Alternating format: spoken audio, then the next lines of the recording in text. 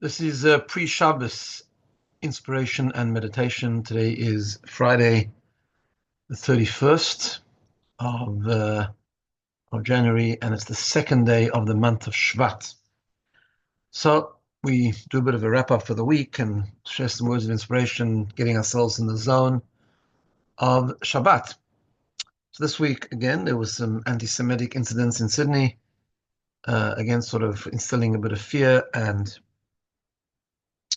the feeling of being a bit unsettled among the Jewish community here. However, we never give up. We keep going. Yesterday was the first day of Shvat, the month of Shvat, known as Rosh Chodesh. That's Rosh Chodesh Shvat yesterday. And the month Shvat, I once saw in a book, has a beautiful acronym. The word Shvat is Shenishma Psurot Tovot. We should hear good news. So that's the energy of coming into the month of Shvat. We should hear only good news, and we believe and we are confident that there will be good news. On a natural level, there's a good response from law enforcement here now. And of course, spiritually speaking, we continue to be proud Jews. We continue to be connected to Hashem.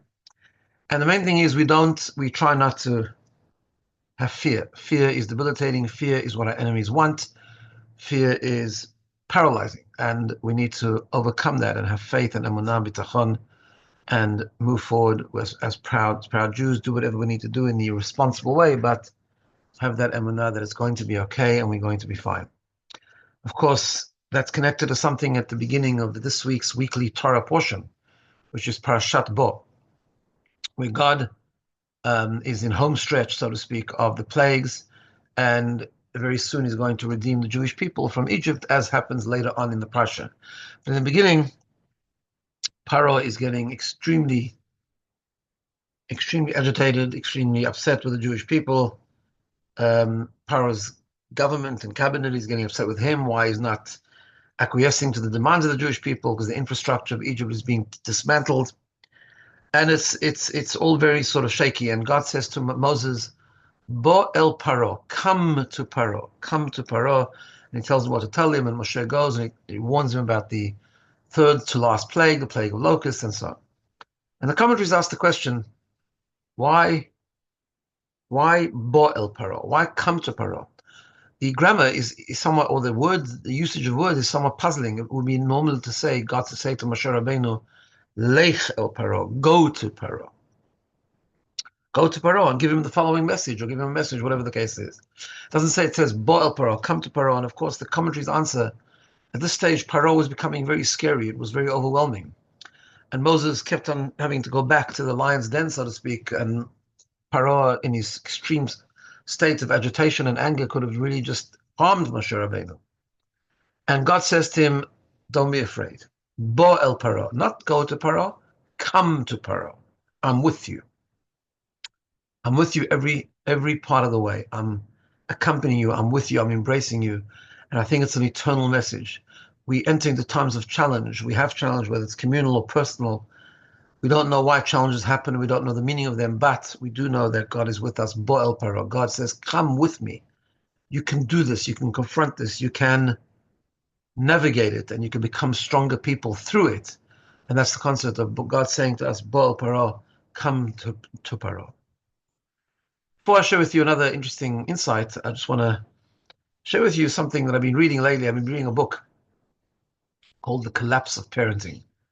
Very interesting book. It's written by a fellow called Dr. Leonard Sachs, who has a PhD in psychology and also was a GP in the States or around the world. Actually, he lectured in Australia also on a sort of family doctor, but has seen thousands and thousands and thousands of interactions between and scenarios between parents and between parents and children and so on. And he really touches on some very, very important concepts. He touches on the idea of. Give me 1 second here. Sorry.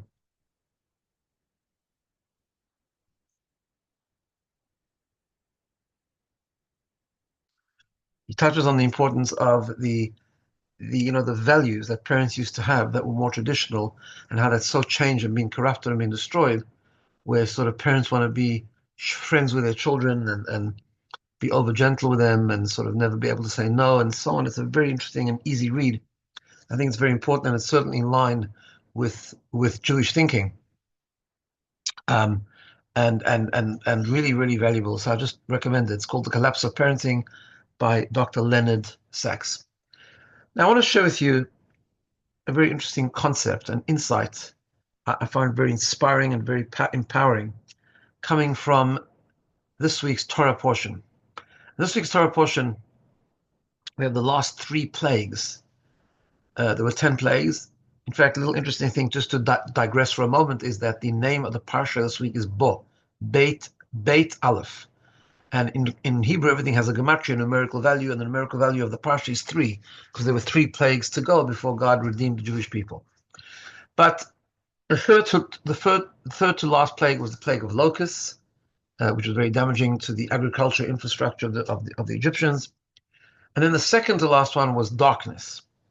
And then the final one, of course, was the killing of the firstborns, and that was the final blow, and Pharaoh let the Jewish people go. But the darkness one is interesting. When Moses warns Pharaoh that the plague of darkness was going to come, he divides the plague of darkness. Each plague was roughly a week. And he says the following. He says, for 3 days it will become dark, and no one will be able to see the other. It will be so dark, and no one will be able to see the other. But then he explains the darkness is going to thicken, and it's going to become worse.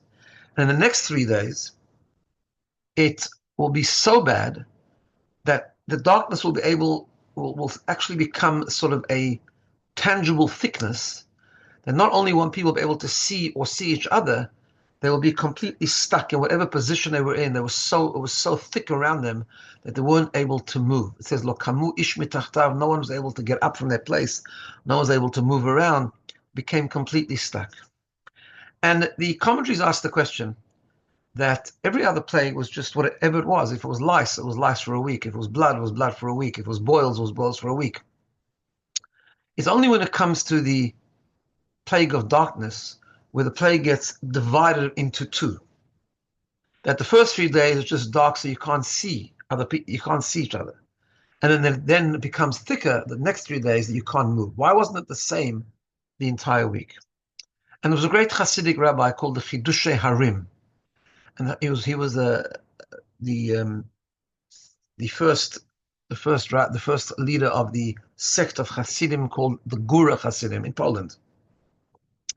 And he says something phenomenal. He says, no, this plague is a message for all of us on a spiritual level, not just on a physical level.